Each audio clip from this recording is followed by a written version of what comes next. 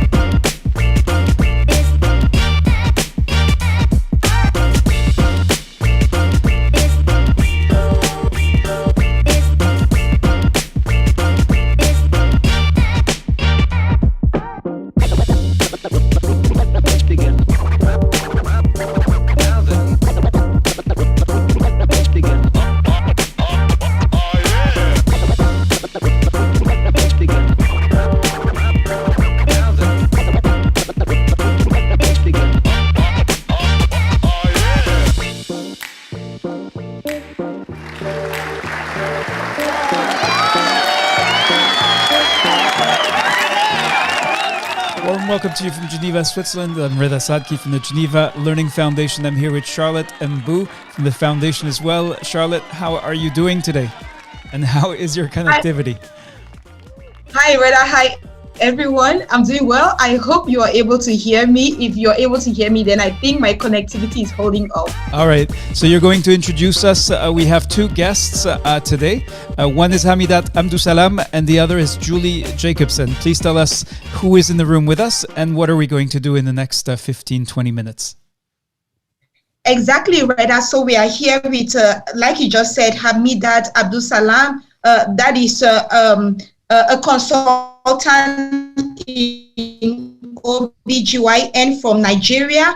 She is from Ogun State, Nigeria. And then we also have Julie Jacobson, that is from Bridges to Development and the Fast Package. Today we are going to be listening to Hameedat, who is an alumna of the TGLF Female Genital Schistosomiasis scholar workshop. She developed an action plan last May.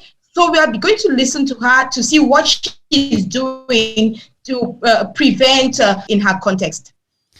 All right, let's jump in, Charlotte. Without any further introduction, we'll meet Julie in a minute. What is your first question for Hameedat? Yes. So, hello, Hameedat, and warm welcome to you. Thank you for joining us today. My first question to you is, what is the situation of female genital schistosomiasis in your context, and why does it matter to you? Thank you very much. Good afternoon, everybody. I hope we're all hearing me. Yes, please go ahead. Okay, thank you very much. Good afternoon. Hameedat, as I've been introduced earlier. In my context here, I am in Ogun State in Nigeria, where we have a very major waterway, one of the major waterways actually in the southwest of Nigeria, passing through the state, and therefore a lot of the women around us are along the river banks are actually their lifestyle, their cultural, their religious activities are all centered around the waterways, and therefore a lot of them are exposed to this freshwater water. And so female genital schistosomiasis has actually been discovered among them. I was actually one of the team that made the very first discovery of FGS in the state and in Nigeria, actually. Hameedat, I'm going to have to stop you. Unfortunately, there's a problem with the wires on your earbuds. I don't know if you can speak directly into your computer or if you can make sure that everything is plugged in, because you're fading in and out. Or if you can hold up the microphone on the cord to your earbuds closer to your closer, so that let's try again. Oh, now we can't hear you anymore at all. All right, it was better before. Can you hear me now? Yes, that's loud and clear. Yes, that's much better. All right. Okay. So please, yeah. You were telling us about the Okay. FGS situation in your context and why it matters to you. Yes. Yes. So in our own context, it's because we have major waterways actually passing through my state in Nigeria, and almost every state in Nigeria actually has such a waterway. Most of the women that live along the banks of these waterways their cultural, their economic activities, their religious activities are centered around them, and therefore they are exposed to it. But because of the very low awareness, for instance, I had my training in Ogun State. My OBGYN specialist training was in Ogun State, and I did not even hear about FGS until I was co-opted into a team from the University of Agriculture, where a master's project was being carried out on FGS. And that was the first time I was hearing it. And I'm an OBGYN specialist, and it was a new thing to me. So when I was called upon to be the one to do the identification because of the colposcopic examination that needs to be done to be able to identify them, I had to self-train myself. I had to go online, look for resources, the World Health Organization resources, and so many other things that I was able to get to self-train myself until I was able to say, oh, I can, to beyond the level of a beginner, identify these lesions. And so it became, I was interested at that point that why are we not hearing about this thing? Why is it not really being on the forefront in the training curriculum? And so I started going into it, and I realized that a lot of people have not been able to to actually know what FGS is about and why it is important, knowing fully well that it is one of the things that makes these vulnerable women more susceptible to HIV and so many other sexually transmitted diseases. And so in May, when the Geneva Learning Foundation FAST package came about, my goal was to make sure that I started training resident doctors in my center, because now I am no more on that training. I'm now a consultant. So it becomes imperative for me to ensure that those who are coming after me are trained to be able to have this high index of suspicion, identify these lesions, and offer appropriate treatment for these women. And so I set out to start a training session. And I must say, because of a lot of challenges, the insecurity in the country and limited resources, and actually the lack of the political will, let me use that phrase, in my setting, it's been difficult for me to maintain physical trainings beyond the first one that I have held then. And that was something that I had to work around by making do with online lecturing of my resident doctors, and then always forwarding to them resources that I can find that is helpful to them to be able to identify. I must say, after all this has started, we have been able to identify some lesions in some women. These lesions would have hitherto been described as an STI or a premalignant lesion in these women. And we were able to identify them that, oh, these were FGS lesions, and they have been given praziquantel. We are yet to see them on follow-up and do a repeat colposcopic examination for most of them. But at least most of their symptoms and signs have been significantly reduced following the praziquantel administration in them. So yes, it is something that is, the burden is quite high, but the awareness is extremely low. And therefore, the goal to ensure that this awareness goes up and more of OBGYN specialists, especially in the Southwest Nigeria, become aware and have a high index of suspicion for the identification, diagnosis, prevention, and treatment of FGS in my context. Thank you, Hameedat and Charlotte. We have we just want to mark a pause to say hello to a few of the folks who've joined us online. So a warm welcome to Haile Kasahun, joining us from Ethiopia. Let's see, who else? We're not going to be able to acknowledge everyone. Ismail Nasiro Guarzo from Kano State, Nigeria, and then Amel El-Tahir, connecting from Saudi Arabia. Warm welcome to all of you. Sorry we can't acknowledge everyone. Back to you, Charlotte. Thank you so much, Reda, and thank you again, Hameedat. So I want to ask you, who has helped you or is helping you in the work that you're doing as far as the FGS is concerned? Locally, I have, in my department, for instance, we are four female gynecologists in my department. And I have another one of us who has been interested and has been, passionate about actually ensuring that FGS is, the awareness is increased and a lot of us get to know. Then beyond my department, I have the state coordinator of neglected tropical diseases, who incidentally is also an alumnus of the scholar program, the fast package program of the Geneva Learning Foundation, Islamia Shune. I hope she's able to join us eventually today. And then I have, as a form of mentor, I have Julie Jacobson, and I must really, really give a very big shout out to her. She has always been reaching out to me, giving me tips and tricks about how to go about my surveys. The survey, I had some pre-training surveys that I did among our specialists in my department. At this point, I need to say that so many of the people that eventually came around to form the FGF network, we now have a national FGS network, a network of clinicians across the country in all the 6 geopolitical zones, trying to come up with studies, research, and plans on how to increase this awareness. So most of them are Ibodo, Dr. Rabiu from Gombe State in the northern zone of the country. They are all alumni of this same program, and we have all come together really to work towards forming a network and trying to keep ourselves on our toes to be able to ensure that we don't run out of steam in trying to achieve our various goals and objectives. So thank you. Yes, please go ahead. So it's not limited to a particular set of people. I reach out to anybody that I perceive could actually offer some kind of help to me, and it's actually cut across a lot of places, the resident doctors, other consultants, and so on and so forth. Thank you. Okay, thank you very much, Hameedat, and I'm glad that we have Julie Jacobson with us today. So, Julie, I would like to turn towards you now. Julie, you can start by briefly introducing yourself, and what do you think of Hameedat's commitment to change to ensure the next generation knows and takes action to tackle FGS?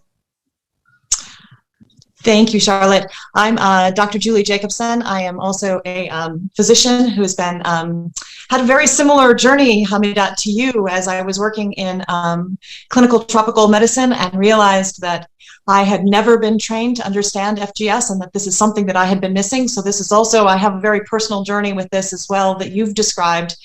And I work with Bridges to Development, and I'm one of the investigators with the FAST package, FGS Accelerating Scale Together, to try and get movement around recognizing, diagnosing, treating FGS throughout the endemic regions of Africa. So I am thrilled, and that Hameedat came and joined from her own personal motivation, the scholars course with the Geneva Learning Foundation. The information only means something if you do something with it, and I think that the power of this approach of reaching out to people who live and work in communities where the FGS is endemic and sharing this information with them, because Hameedat, your personal motivation in this, that's the only way this is going to change, and the neglect will go away, and the problem solving and the creativity and the outreach that you're doing is exactly what's going to make this change for women and girls that are at risk throughout sub-Saharan Africa. And so I'm thrilled with what you've done, and it's hard to be a champion for something that people don't understand is there. It takes a lot of stamina and perseverance, and so I'm thrilled that you have that, and happy to be a help in that process for you as you go on this journey. Thank you very much, Julie. I'm going to turn once again towards you, Hameedat. Last October, you were part of a group of scholars that took part in what we call the FGS Impact Accelerator. So, and at the end of it, you reported that you had made some progress as far as implementing your action plan is concerned. So since then, what has happened? What has changed? What further results have you been able to obtain? Thank you very much. I must say that I am actually a little bit stalled for now, because after the program, we had a series of qualifying examinations for the resident doctor. So it was almost like FGS was put on the back burner for a while. And I was not able to get the attention of the head of my department, really, because I want to say it's a bit, it sounded remote to him a little bit. So he was not too convinced that it was something that required so much investment of time and resources into it. However, I've been able to, after the whole program, the network has started. The survey is now being expanded beyond the state. We have 6 states in my own zone. Dr. Rabi also has about 6 states in his own zone, and we are working on collaborating across borders. Actually, without the program, I may not have had that opportunity to reach out to anybody in the north.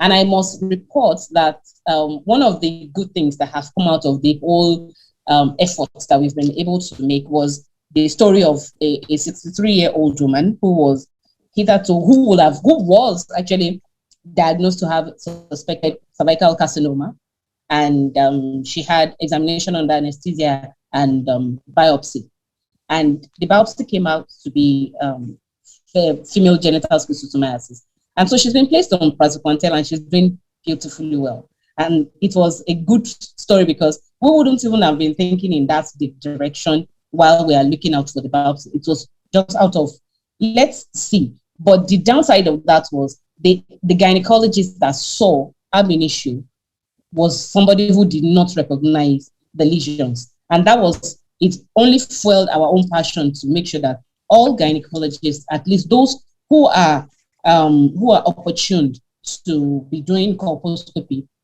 they are enlightened, one, and the awareness among them is heightened to be able to put that at the back of their mind and have a high index of suspicion when they are doing colposcopy. We term it among ourselves as a missed opportunity that every woman who is going to undergo colposcopy should have a potential, we should look out for those lesions in them. And because this is our own field, we tend to do this procedure quite often. And so it will be a shame if we've been doing those things, we've been seeing these lesions and we've not been able to identify them. And so it's a good thing that we are beginning to have that, that cohort of people who are looking out for those lesions beyond that program that we had. Thank you very much, Hameedat. Julie, I actually saw you nodding while she was speaking. You know, fascinating story. What is your take on this? I think the through the scholars program, the networking that started through Nigeria and the enthusiasm that came through the scholars, that piece has been an incredibly inspiring piece. And I just want to say and reflect on the fact that when we brought people together to talk about their experiences again in the process of the Impact Accelerator, your work in Nigeria actually inspired the Ghanaians who were on the phone to want to do the same thing. And so it's this piece of linking people who understand and see, and then sharing that information with when somebody sees FGS, then you don't ever want to miss that again. You know, there's nothing worse as a clinician than missing that diagnosis and realizing that you could have so easily treated them, potentially avoided a biopsy, for example. But now hopefully that person will be a champion for this. And so it's finding that person by person, and then really changing, as you said, Hameedat, the opportunity to change and get this into the differential diagnosis for people. So when you're coming in, women are this is an expected thing that you have to rule out, and that it's into medical education, because unless we get it in at that level, at that early piece, that the cycle of neglect will continue. And I really like the kind of the full spectrum solution that Hameedat is looking at in expanding with her other Nigerian colleagues who have an opportunity to really create the change. Thank you so much, Julie. So I have a quick question for you, Hameedat. Do you need more support in the implementation of your action plan? And what will that support look like? Actually, yes. The support mainly is mentorship, and mentorship, really, because I am limited in the kind of resources that is available to. Okay, like bite size. It doesn't. I've realized that making it a whole seminar or a whole training session, it's becoming something that might not let me get to where I want to get to on time. And so I'm trying to find if I can get bite-sized kind of module kind of thing that I can just introduce. Okay, maybe in the first 4 weeks, this is what we should know, this is what we should learn, and then we'll break it down that way. I've been designing something, but it doesn't seem to be working because there is a bridge between community medicine and gynecology here. And there is this tendency of most gynecologists looking at it as, oh, it's a community medicine thing.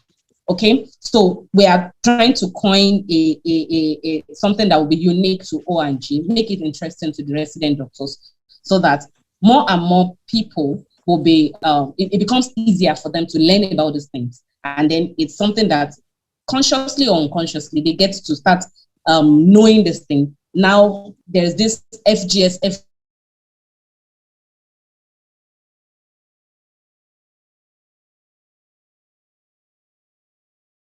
about it. And so that mentorship, that leadership position, I wouldn't mind. Julie is doing a fantastic job. I must say, she's doing a fantastic job.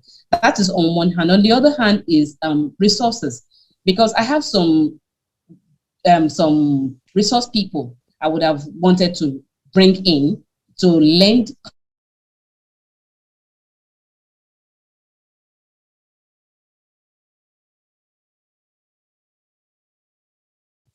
credence.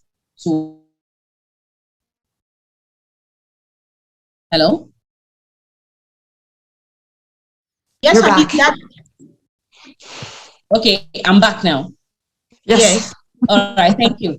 So the other thing is the resources. Okay. Now, for instance, in my, and I'm not too proud to say this, federal government employees in my center have not been paid for quite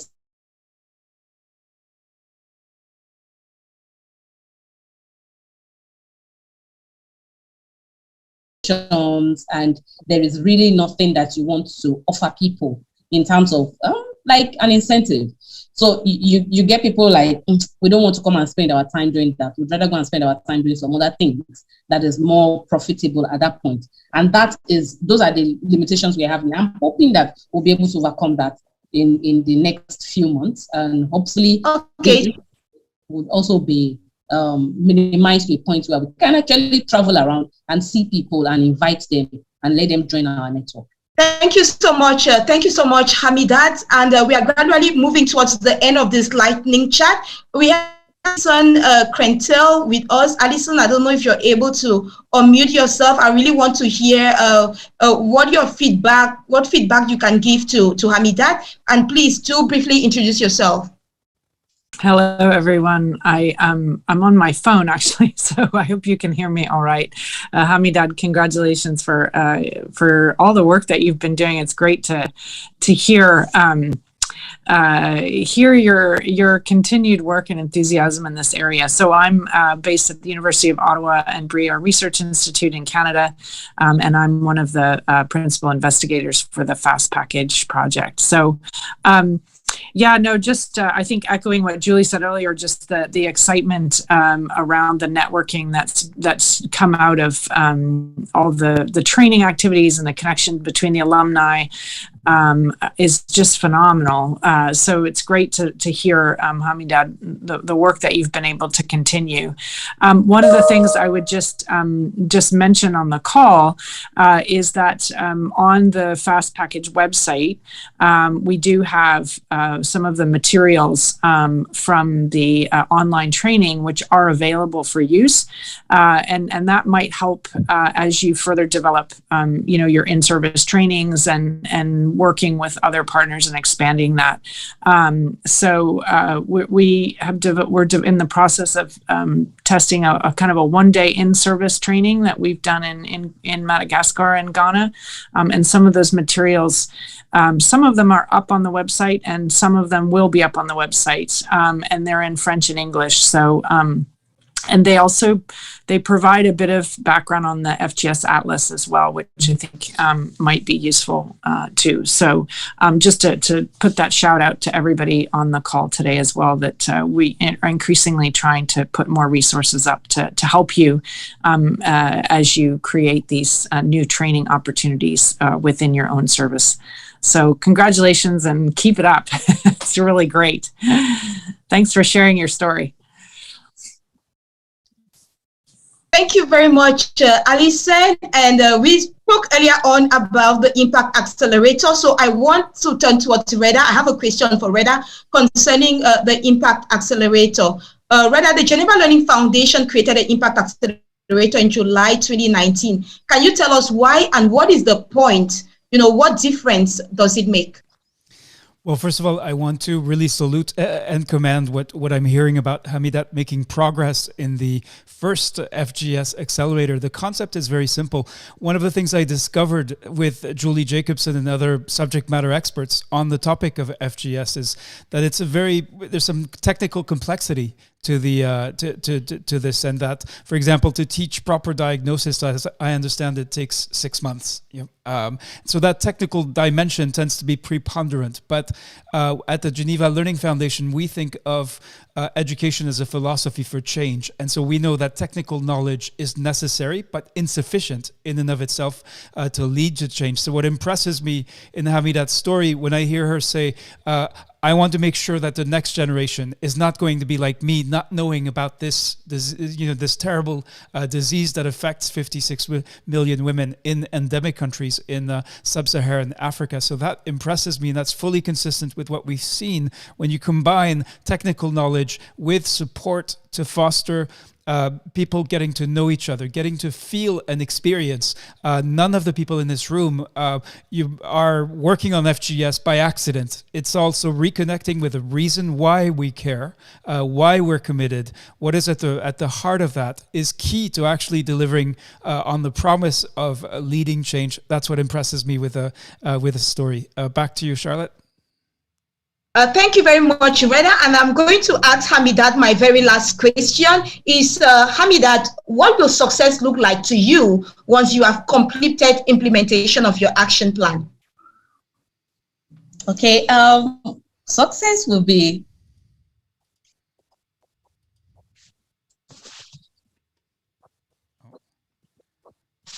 a situation of competently identify lesions of FGS. That would be that would be great. That would be something that I would forever be proud of myself for, because it was a completely new, that is, we are coming from a completely unheard of thing to something that everybody that passes through that training of being an OBGYN person realizes that there is neglected tropical disease in the reproductive system that requires our attention, and that would help us to limit the burden of sexually transmitted diseases of all forms. And so thank you very much, Hameedat. Reda, from every indication, it's as if it will cervical is the same amount of importance that will be ascribed to female genital schistosomiasis. Thank you very much. Thank you very much, Hameedat, for accepting our invitation today. And thank you all for joining us for this lightning chat. I'll turn towards Julie for closing remarks, and then Reda, you're going to end the live. Great. Well, thank you for the opportunity to participate in this. And I just want to repeat some really important things that Hameedat has said, is that, OBGYNs, any doctor, they can't be faulted for not recognizing female genital schistosomiasis because it hasn't been part of their training. And people who work with sexual and reproductive health don't think about a parasite. So our goal is to stop a knowledge gap.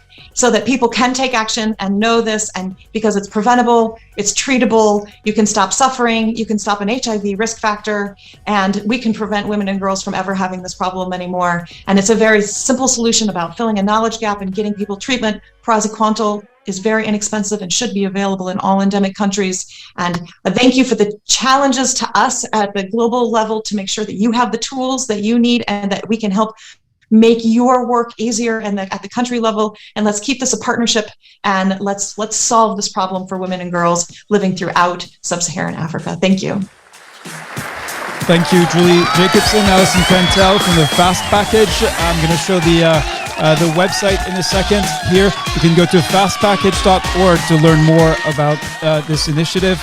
And then also, if you'd like to know more about the topic and hear the experiences of other health professionals who have decided to tackle female genital schistosomiasis, you can see we're actually rerunning a special event that was held in May.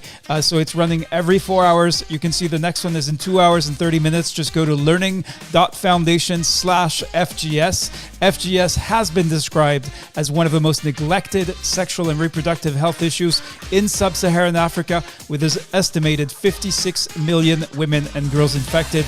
Today we heard the remarkable progress made by Hameedat Abdussalaman, a consultant obstetrician-gynecologist in Ogun State, Nigeria. Stay tuned. In about 15 minutes, we'll switch to French. For the francophones, pour les francophones, une séance dans 15 minutes. And we'll keep sharing more as scholars make their way through the Impact Accelerator, reporting back on progress, lessons learned, successes, as well as challenges. Signing off from Geneva, Switzerland. Thank you and goodbye. Thank you, everybody.